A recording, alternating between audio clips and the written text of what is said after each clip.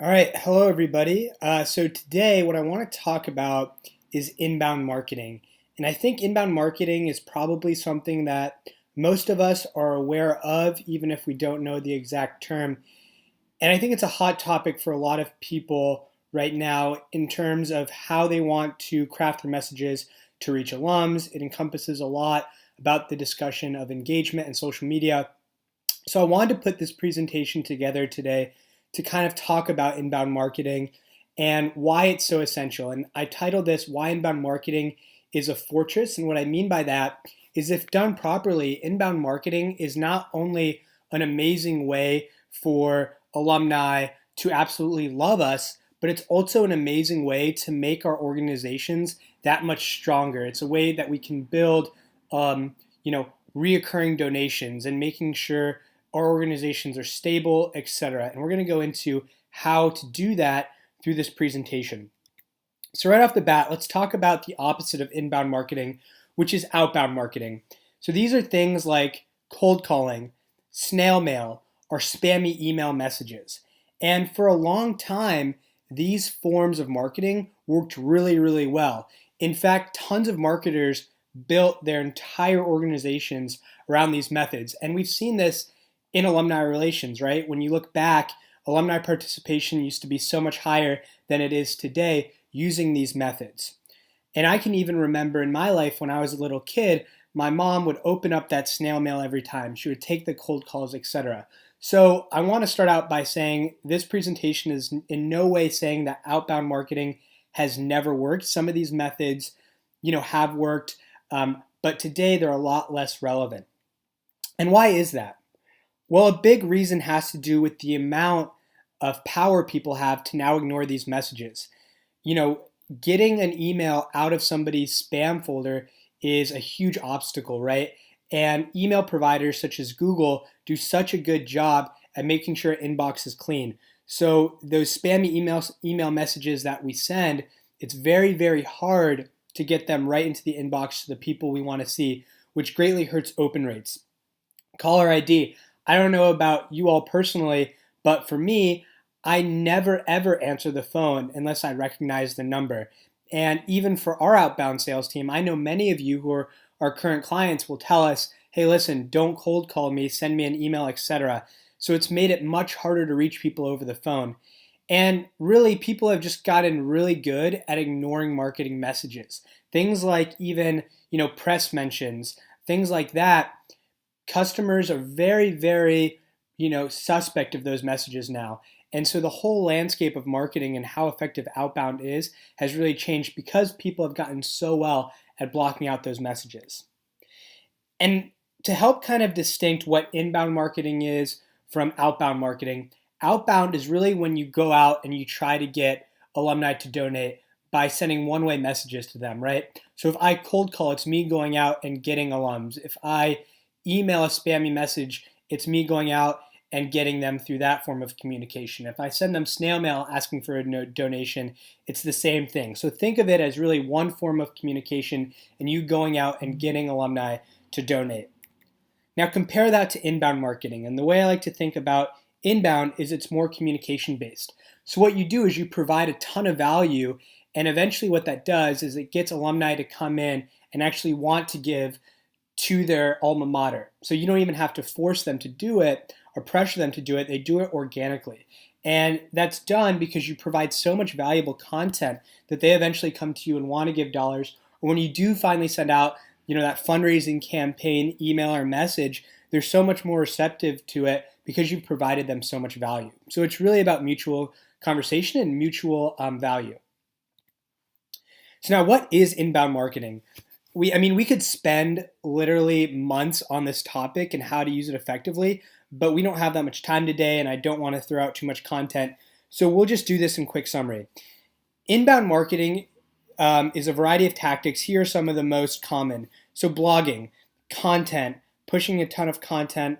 If you provide valuable content on a blog, send that to alums. That's what we're talking about here. Also, anything that's educational. So webinars, infographics, ebooks, etc. A great example that you could use today is with the Super Bowl coming up, 5 great ways to meet alums for the Super Bowl, etc. And you could direct them to your LinkedIn page, your Facebook groups, etc., to try to get them to meet other alums. That's an amazing, amazing educational tool. And then, of course, social media. So engaged following that you have on social media outlets, which we talked about social media a few videos ago. But I mean, these are some of many, but they're the three that we currently focus on a lot in our company. And I think they're the main three to really get you going on this process that you should be looking at.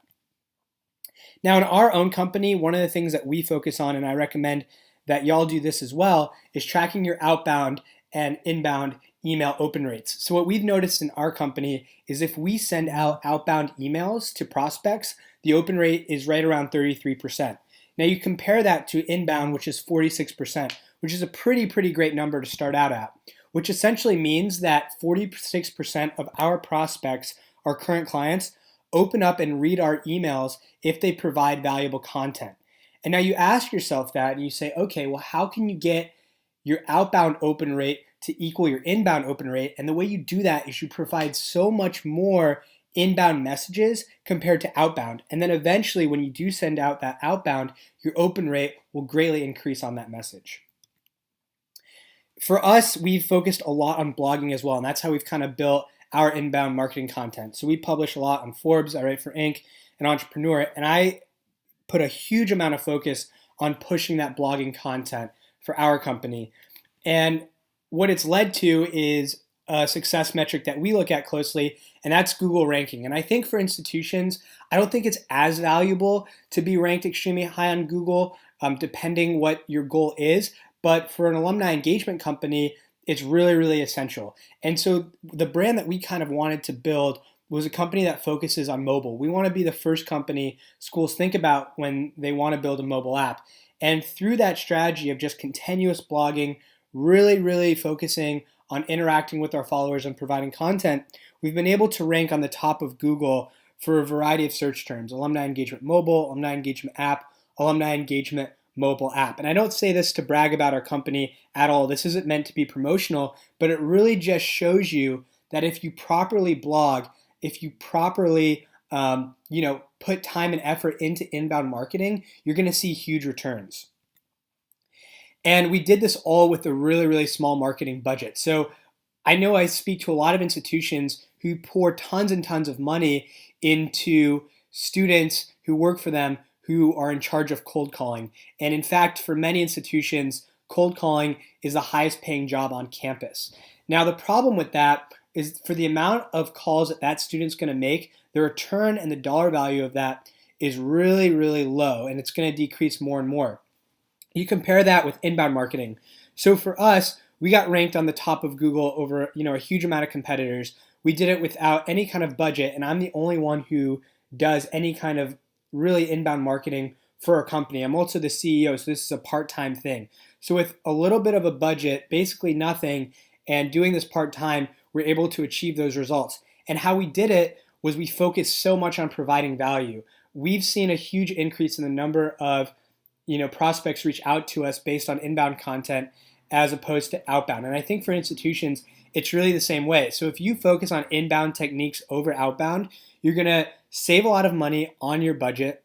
You're going to build a better relationship with your alums, and really you're going to see a huge return. And when you actually go out and you push a fundraising campaign, or you push the sense of engagement for getting alums to donate their time, whatever the end goal is, you're going to optimize it through these techniques. And in closing, the way I like to think of inbound marketing, so at the very beginning of the presentation, I said it's like a fortress.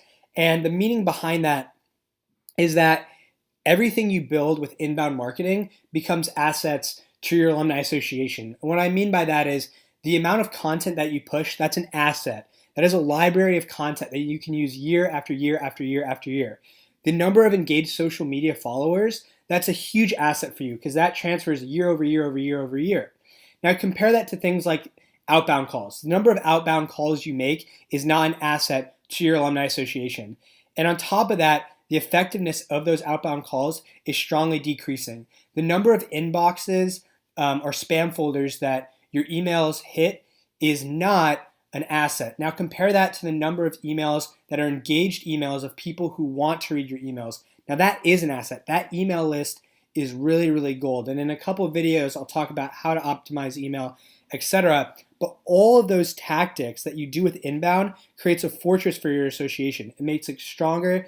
It makes it much more, I think, consistent on when donations are coming in or when engagement's coming in from alums. And so you can really build a sturdy fortress of an association using these techniques. So in later videos, we'll talk about how to optimize social media for this inbound strategy, some other inbound techniques. This is a really high-level overview. In a couple of videos, we'll go into the nitty-gritty of how to implement that. There's also an article that I published today if you'd like to check it out. And finally, the feedback that we've gotten on these videos has been amazing. I know a lot of you guys have asked to reach me directly instead of going through a MailChimp and going through Jake, our head of client relations. And here's my email address. I want to be extremely accessible to you guys. So please, any feedback, any topics you want to cover, any insights you want to add, we've been getting amazing suggestions from a wide variety of institutions about this. Please, please, please let me know, and I'll make sure to incorporate it. All right. Thank you, guys.